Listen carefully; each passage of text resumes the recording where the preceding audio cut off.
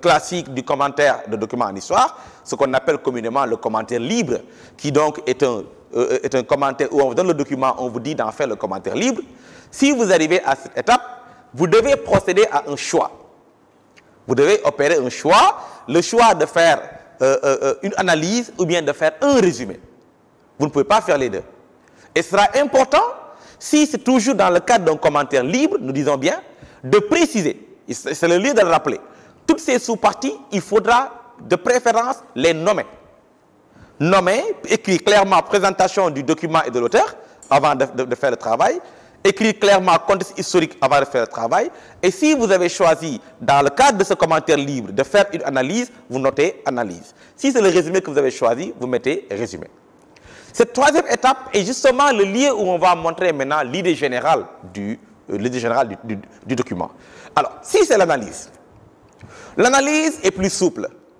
Elle donne plus de liberté à l'élève. L'élève a la possibilité justement de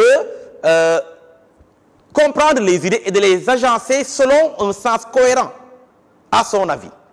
Il peut trouver une cohérence dans le réagencement des idées contenues dans le texte. Mais évidemment, ici, il devra éviter de donner une seule ligne comme analyse. Il faut qu'il fasse une sorte de petit résumé de chaque idée secondaire contenue dans le document. Par exemple, il commence par dire ce document, en citant même s'il le veut l'auteur, donc nous permet d'aborder telle question, qui est le thème général. Point. Ensuite, préciser par quoi l'auteur commence, de quoi il parle au début, dans un deuxième temps, de quoi il parle, et dans un troisième temps. Montrer les temps du document selon lui, c'est-à-dire les idées telles qu'elles s'agencent donc au niveau de l'analyse, au niveau du texte. Mais lui, il n'est pas obligé de suivre l'ordre des idées dans le texte. Il peut adopter un nouvel ordre qu'il choisit lui-même. Il dit, selon moi, la première idée importante à évoquer, c'est ça, la deuxième, c'est celle-ci, et la troisième, c'est celle-là. Mais il le précise de manière claire. Et le tout doit être défini dans un paragraphe. Il faut que ça soit un paragraphe. Il faut éviter de faire une seule ligne ou bien de faire une phrase à la ligne. Non. Il faut que le tout soit un paragraphe avec l'idée générale annoncée dès le début, ensuite les 2 ou 3 idées secondaires qui articulent donc les mouvements du document et du texte en l'occurrence, comme c'est l'exemple le plus fréquent. Si c'est maintenant le résumé. Le résumé demande à l'élève, on l'avait déjà dit, de respecter scrupuleusement la progression dans le texte, l'ordre des idées dans le texte. Également, il est conseillé de reprendre autant que possible certains passages du texte, tout en évitant de le paraphraser systématiquement.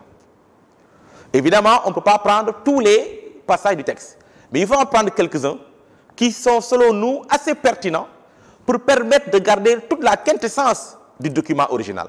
D'habitude, on dit, le résumé doit être si fidèle au document original que si ce dernier venait à être perdu, on puisse se référer légitimement au résumé, sans donc sortir du cadre prédéfini par le document original. Donc, il faut respecter certains éléments. Évidemment, pour faire un résumé, il faut élaguer les exemples, il faut élaguer les commentaires, il ne faut prendre que les idées.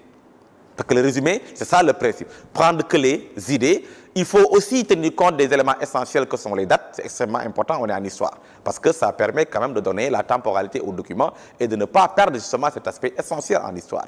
Donc le résumé, c'est le fait d'élaguer tout ce qui est information secondaire dans le document, enlever les exemples, enlever les commentaires, certaines explications et ne garder que les idées.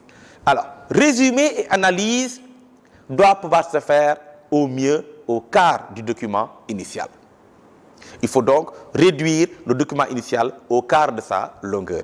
Une marge de 10% de mots peut être tolérée. Mais c'est ça la taille, on va dire, le format qu'on peut suggérer concernant le résumé, mais également pour l'analyse.